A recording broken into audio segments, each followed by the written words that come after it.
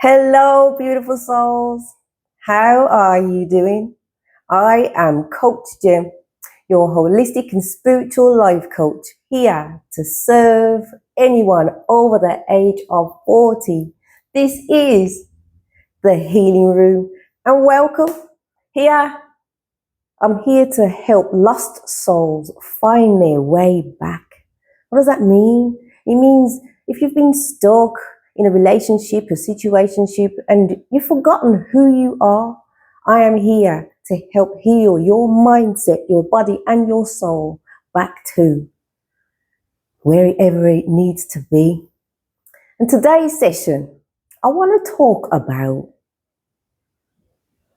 your inner child, the little you that's been lost. Do you know what I mean? You've forgotten about where you feel stuck, where there's been a situationship that's happened that has made you feel stuck. You don't know what's happened. Maybe you don't even realize, but a lot of the times when anything happens to us in the past, it means that you have to go back and go get that small version of yourself. And I'd like to share my version of my little stuck mini me. Where was mine stuck? I think mine was stuck from the minute I was born. I came into this world, felt like an orphan. If I look back, it feels like an orphan. No father. So I just call that the sperm donor. And a mother that at the age she was, call her the incubator. It is what it is. Some people, parents, family members, don't warrant a title of mom and dad. I believe that has to be earned. And in this case, because of where I come from and with my Jamaican background, you still call them mom and dad. But where I'm coming from, I want to talk about healing the younger self, my younger self. So I want you to picture going back. If you could go back in time, and I don't mean go back in time to change anything.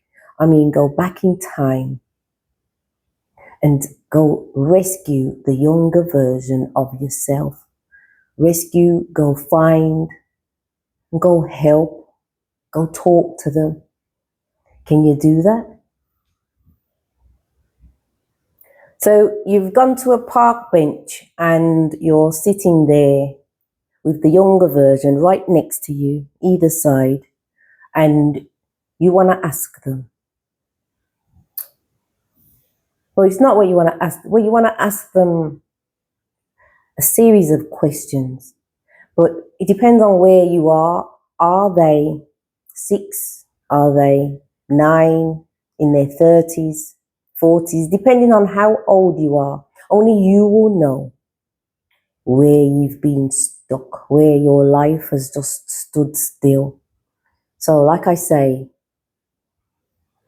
I would probably say, if I was being honest, I would say probably the age of 3. That's where I really remember. So what I'd have to do is look down. It's not far because I'm so small, but look down. And then what would I say to myself? So the one question you've got to imagine is the question that the younger version of me is asking. Does it get any better? What do you say to that? What do you say? I would say, yes, it does. Look at me now. It's been a struggle. The family who is supposed to support you and guide you, this is what, we come into this world believing that our parents are supposed to be there. If the parents aren't there, then it's the grandparents or the relatives. And I do see that a lot here in America that family is a lot more tighter than they are in the UK. So, if someone needs help, they will come together as a unit. And I do love seeing that. So, yes, the answer to the younger version of me is as I look down, yes, it does get better. And you've got a lot of beautiful things to look forward to. There's going to be a lot of pain. There's going to be a lot of tears. There's going to be a lot of upset. There's going to be a lot of things it's going to hurt. It hurts now just thinking about it and saying it. But at this moment in time, I'm proud of myself because it's just been me, myself, and I. It's not a route that I wanted to take, but it's a route that I have had to take. It's about survival of the fittest, and it will get better, and there's still greater things to come. So yeah, I want to go back in time and take you back to the little girl from Birmingham, UK, not Alabama, Birmingham, UK, so you can see what life was all about. It's not just about my story, it's about you as well. We're going to take this journey together, and I hope that this becomes yours as well. So I'm the little girl that nobody actually saw. I was invisible. I felt invisible. It was pretty sad. It was very sad. I also came from an era where children are not seen or seen and not heard. And it was painful. So Birmingham in the 80s, because and the story is really that I didn't really know where I was born. Nothing was really told to me. Along the way, I made stories up. I was born in a barn because that's the thing I used to go to when I used to leave the door open. Are you born in a barn? Yes, I am. Yes, I was. But it wasn't until looking for my birth certificate that I actually found out that I was born in a mother and baby unit, St. Paul's Road, which was run by nuns. I didn't know. I thought that I was born in an area called Smethwick, even though I grew up in Smethwick, probably till the age of 9, 10. And then from there, that's when I went to another area called Sparkbrook. So growing up in Smethwick, it was a beautiful community. It was a mixed community of blacks, whites. We call them Asians, but they are like Pakistanis, Sikhs. Asians here are like Chinese people. So it was a melting pot of people. So we were all one.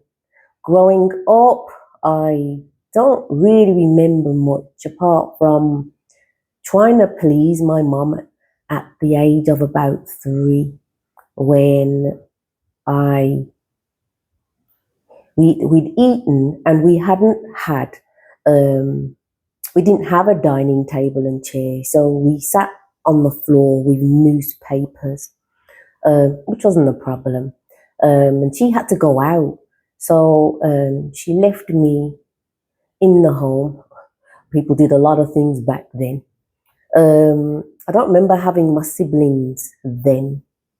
I really don't remember that bit. But all I remember at the age of 3 was she told me, leave the plates in the sink and she'll wash them up when she gets back.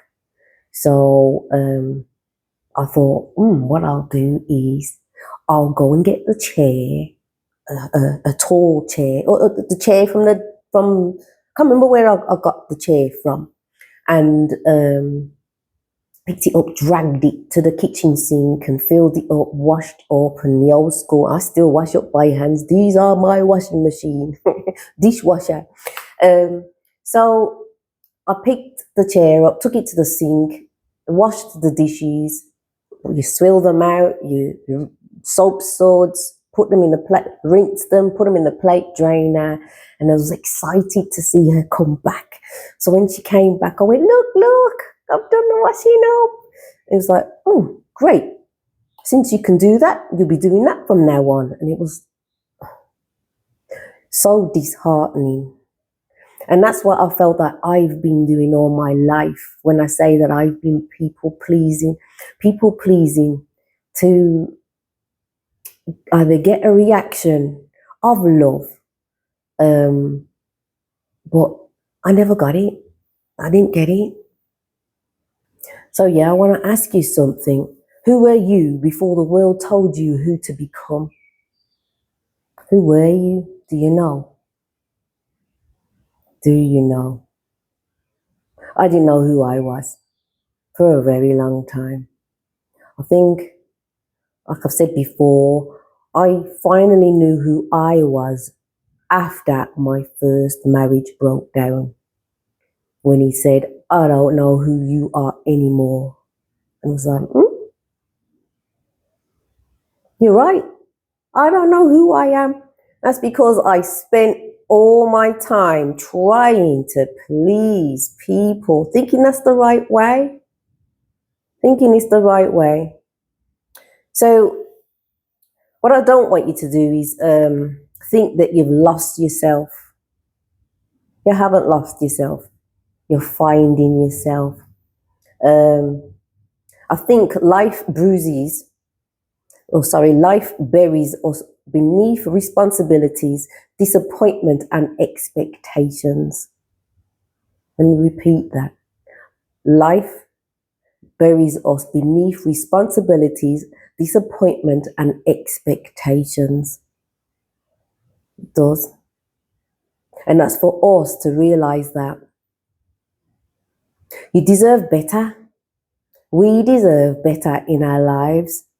But it's only till something falls apart or something just isn't quite right that we realize I need to go fix myself. But not a lot of people can admit that I am broken. I was broken. I thought I was all right. I thought I was doing a good job. But it's only till someone actually points the finger at you and that you gotta own your shit. You gotta own it. If you want to be a better person, you gotta start looking at yourself. This one's called the masks that we learn to wear. The masks are you a people pleaser? Are you the strong one? I know I was. And I still am the strong one. I was the people pleaser. I wore many masks. And I think that's why I said I was a chameleon. I was quite happy to do that, not knowing that I was doing it. Are you the fixer? I've been that too. Are you the perfectionist? Mm, mm, mm, mm. I think so. I like things right. That's what I like. I like to do things right. If you're going to do anything properly, you want to do it right the first time. It's all right to make mistakes, but you want to do it right. The independent person, that too, because I didn't have anybody else to depend on. It was just me, little old me, a little young me. It was sad. was really sad. Had a real sad upbringing. Even I never had a birthday party. Never once had a birthday party. I'm trying to think. I must have had a birthday card, but I definitely didn't have a birthday party. First birthday party I held for myself for my 21st. That was my first birthday party, and even that wasn't that successful. So from there on, this is why I tend to travel on my birthdays and make sure that these days are for me, because I haven't got any good memories about a birthday. I also didn't have sleepovers. There's loads of things I didn't have. I didn't have a bike, didn't have any toys. I don't even know how I got here. I don't. Never had a bedtime story told to me.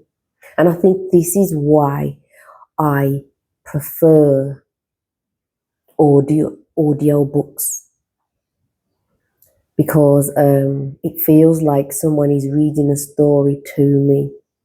So there's a lot of sad moments in my life that I've just had to keep on going. I believe that having these masks,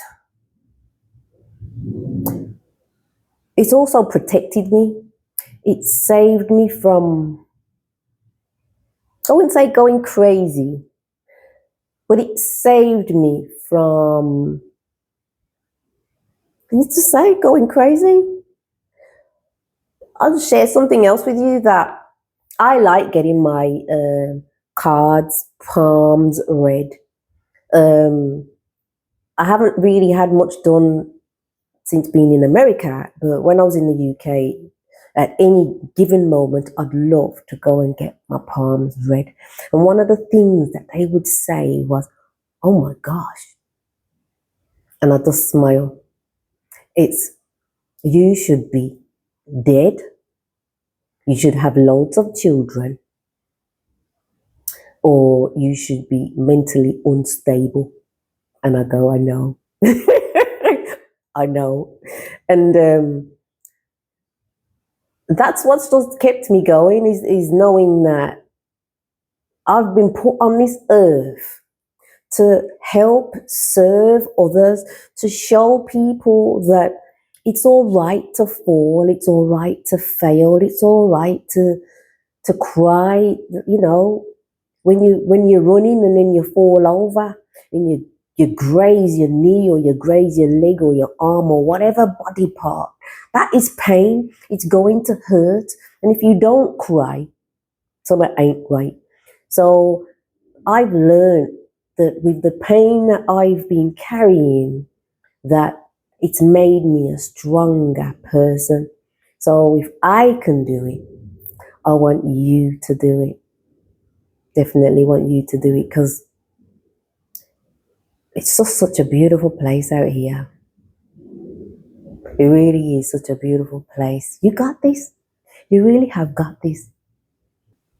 There's even a section where could even go further of hitting rock bottom. And you think having those obstacles in my way of life and growing up, that surely it can't get any worse than that. Surely it can't. It's got to get better. It has to. But it didn't.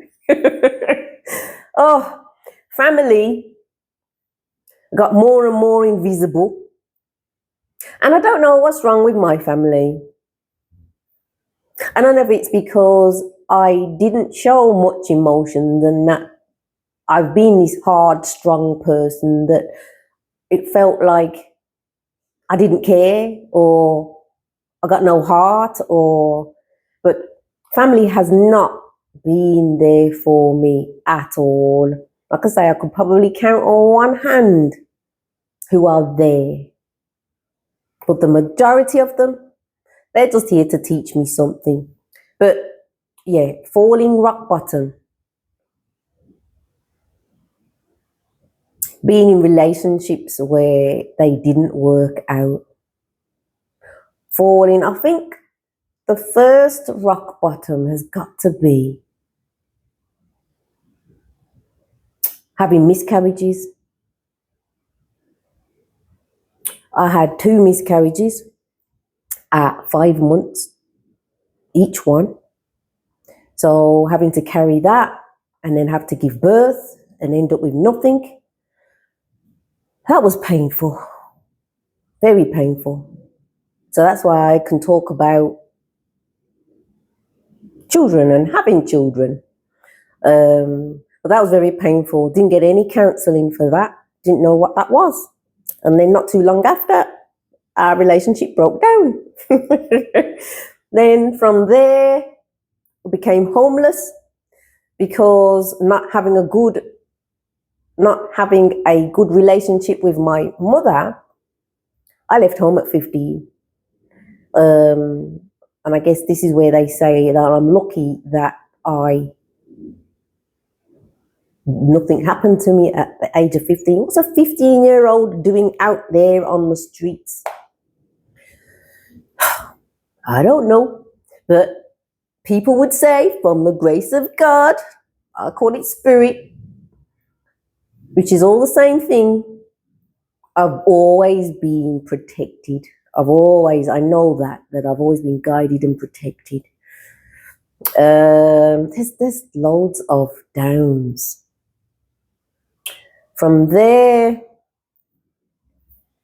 like I say, I've been married 3 times. I've been divorced 3 times. And one of my marriages was domestic violence. And lost my belongings. Where he was trying to take control and I wasn't having it. So I just wiped them off as if I lost it in a house fire. And that's how I managed to get through that, because I've been learning how to turn things into positive. From there, I've had to start over again so many times. I've slept on, I've couch surfed, sofa surfed, settee surfed, call it what you like, so many times. I've been lucky enough to have strangers give me spare rooms, spare beds, the sofas to sleep on. I've been lucky. And then finally, through being homeless, I managed to, and living in a homeless shelter, and my saving grace was that I was working. So whilst I'm living in a homeless shelter, I've got people that were not working, and I was the only one working. So I had to pay and they didn't, but it is what it is. And then scoot forward, I now live in America. So I gave up everything to be in America and be married. And then that hasn't worked out. From there, it's been difficult. It's even been difficult living in America, where I felt invisible. Say hello to people and they're looking at you like, who's she? And then it's only till I have a sentence or a conversation with people. It's like, oh, where are you from? Oh, from England. Oh. And then a conversation is struck up. But again, looking at me, I just look like a native. So it's been hard. It's been hard to try and find my way around America, start a new life here. But I've just kept it moving, just kept it going. Yeah, see, I'm reading my notes. I've got a lot of notes here that I don't want to miss out, because it's just true, it's facts. Yeah, there was days that I would smile, because I am a joyful person. I would smile and then, get behind closed doors and cry my eyes out thinking, why is this like this? Once I've had my snotty nose blocked up, kind of can't breathe, headache, as because I've cried that much. Sometimes I've had to go to sleep and then wake up and feel much better. But there's been a lot of dark days, dark, sad days. So just know that you're not alone. I'm here. I'm here to help. Help you get to the brighter side. There really is a light at the end of the tunnel.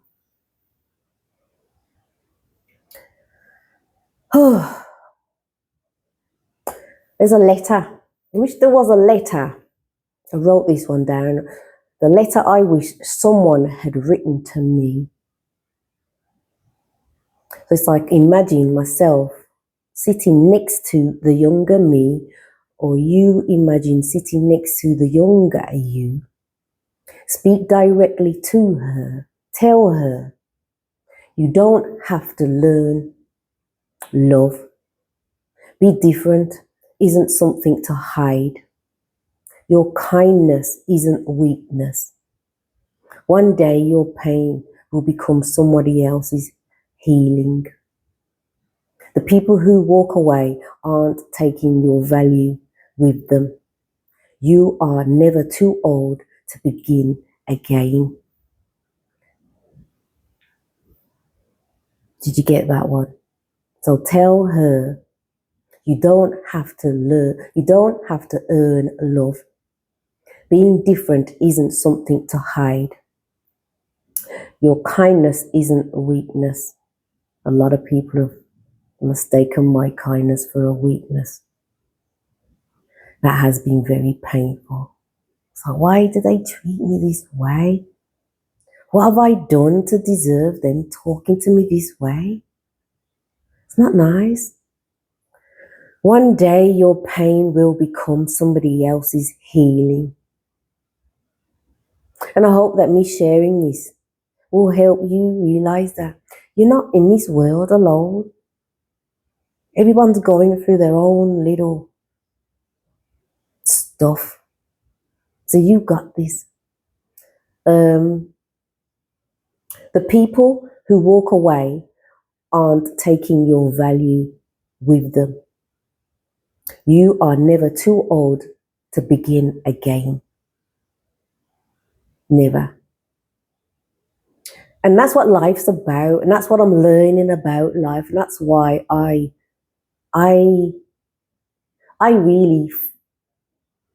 take each day as it comes. I live minute by minute, and that's what my aim is, for me to show you how to live life minute by minute, hour by hour. The rest will fall into place. It will. And don't forget that this show, The Healing Room, Coach Jem's Healing Room, is sponsored by the Essentials Metaphysics Store in Douglasville. It has beautiful jewelry like this one. Look at this. Don't ask me what it is. I seen it. It's like a love heart. I seen it. I love it. Maybe you can tell me what it is. I'll have to go back to the store and, can you tell me what this is again, please? All I know, it's about grounding and healing. And I love my grounding and healing gems. Got another one here.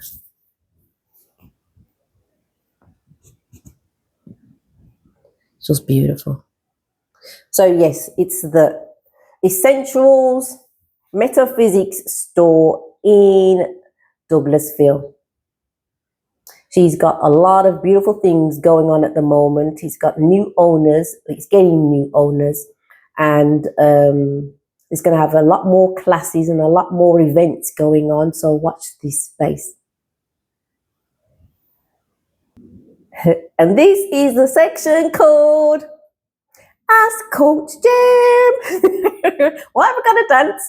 Because it's in my nature. This is me. I love dancing. So I've got this one, Ask Coach Jem. This is from a 52-year-old. His name is Tom. And he's asking, is it too late to become the person I've always wanted to be?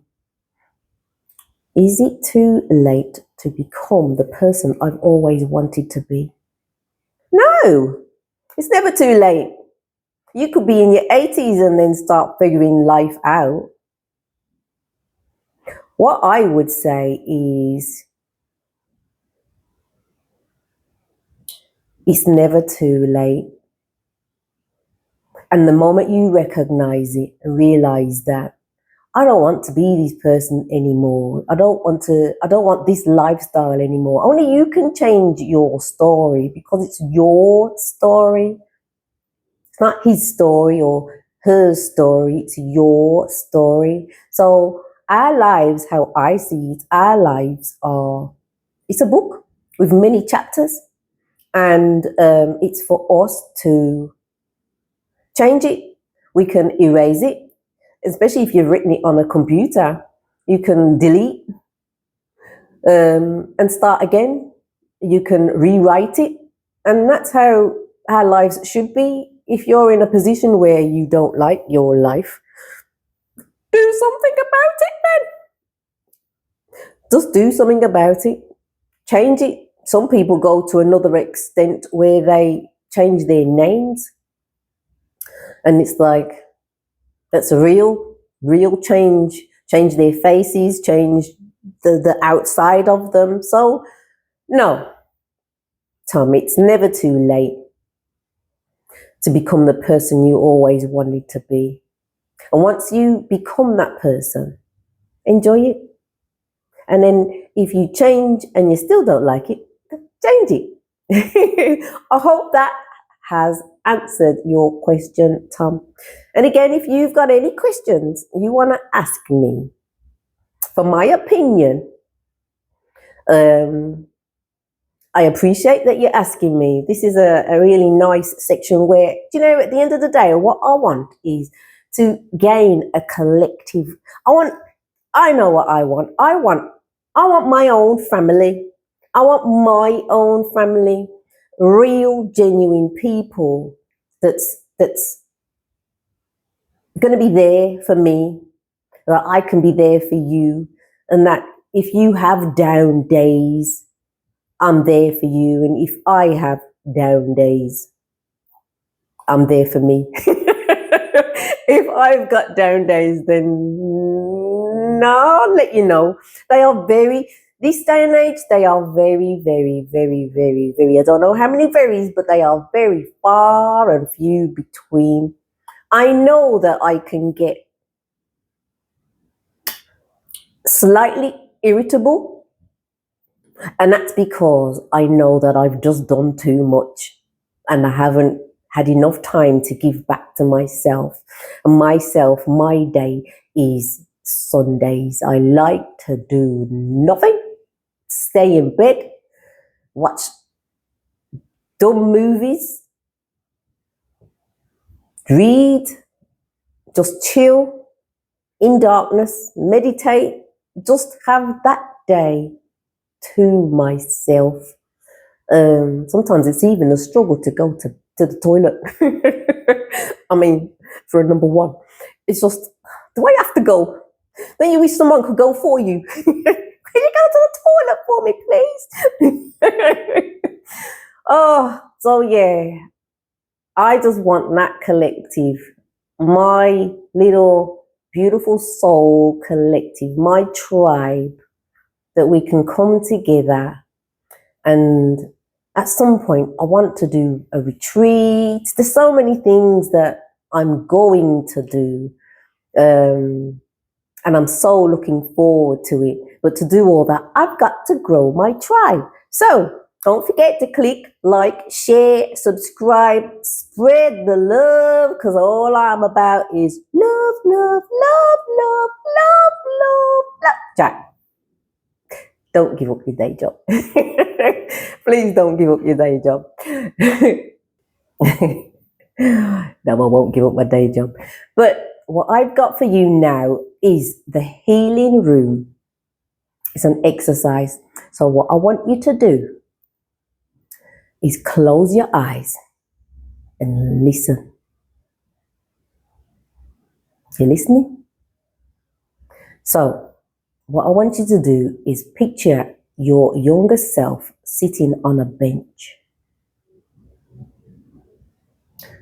Walk towards them and notice what they're wearing. Notice their expression. Is it sad? Is it happy? Is it crying? Or are they crying? What are their expressions? Go and sit next to them. Hold their hands. Hold their hands. Look into their eyes.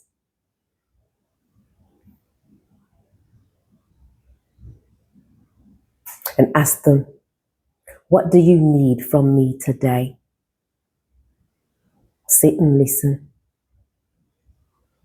Sometimes when we go back and try and do that, sometimes you get an answer. Other times you don't. And it's for you to sit still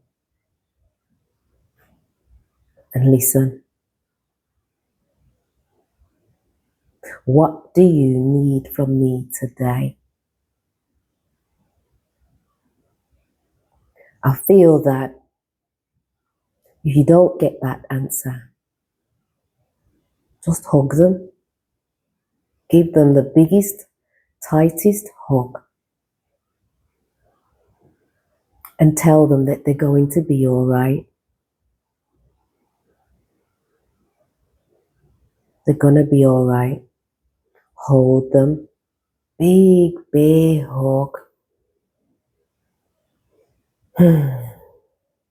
Tell them that you love them. Tell them that you love them. All of this is part of the healing. You still not heard anything? Hug them tighter. Just sit there in silence. Treasure that moment. Treasure the moment. Be there for them. You can also ask them to come with you. And this is the start of learning to love your inner child. No need to meet up at a park bench. It's about taking them with you. And whenever you are finding yourself not loving yourself enough, look at that inner child. Whether it's the left or your right, look at that inner child. And tell them that you love them. Give them all the things that has been missing in your life. This is the time to make up for lost time. There's no rush. This is the time to make up for it. Tell them, I'm going to take care of you from now on. Say that you're sorry. Sorry that you left them behind. That you was trying to find yourself. You didn't know that you'd left them behind. But from here on in, I'm going to love you unconditionally. I'm going to love you forever. And doing this helps you to stop not taking care of yourself. I know that when I was in a relationship, I had a habit of putting other people before myself. If I had a partner, I'd go shopping and I want them to look really nice. Not that I didn't look nice, but I'd see things for them. But then there'd be nothing in the basket for me. or something that's expensive, but then could quite easily buy them a pair of jeans for, I don't know, 60, 70, 80 bucks or pounds, and think nothing of it. And then I was struggling to buy $10 something. It's like, this is ridiculous. So that's how I started to learn how to love myself and my inner child. Really, truly love myself by giving back and saying, no, no more. I am going to love me. I am going to put myself first. And that's the journey I want for everybody, to see themselves for who they really are. It's beautiful. It's beautiful. I want you to remember something. The child inside of you, isn't asking for you to be perfect. They're asking you to stop abandoning them. And this is why I said, take the child and bring them with you. There's no need to sit on that park bench anymore.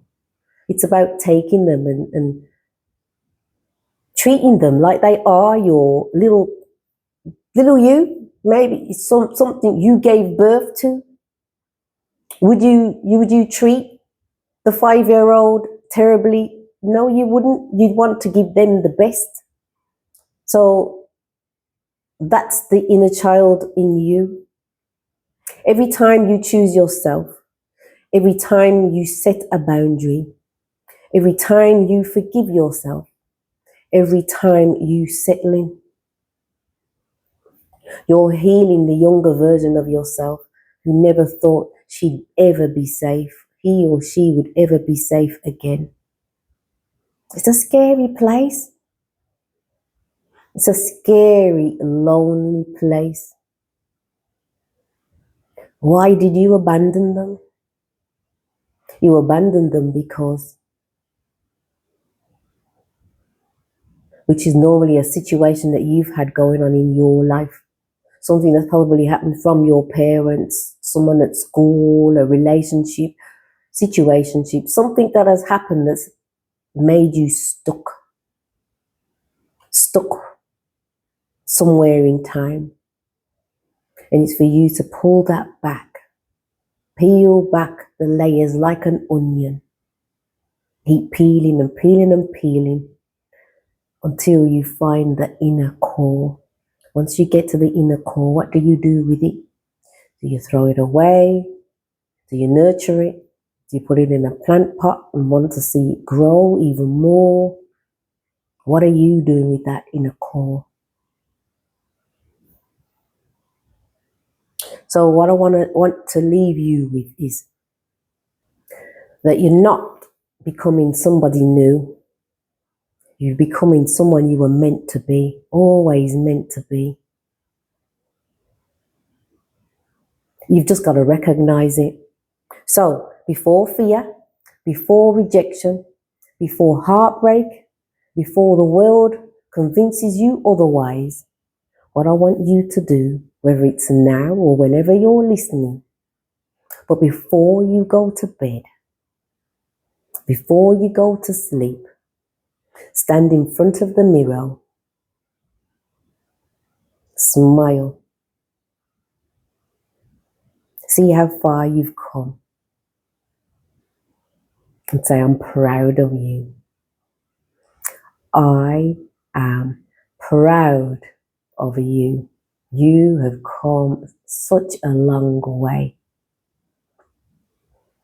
And what I've always said is, don't forget to hug yourself.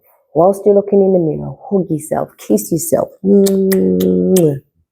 and say, I love you. I love you. Hope you enjoyed this session of Coach Jem in the healing room. Hope you feel slightly healed, a little bit healed, but getting a little bit closer to me. I got so much to share with you because I am looking for my family, my real family. It's not just words, it's a spiritual family, spiritual connection. And I've got it right so far with the people that are around me. So if you want to be part of my collective, don't forget to click like, share, and subscribe. But share, share, share, share the love because that's all I've got to give is love. And remember, I don't just coach you, we rebuild together. On that note, take care. Bye.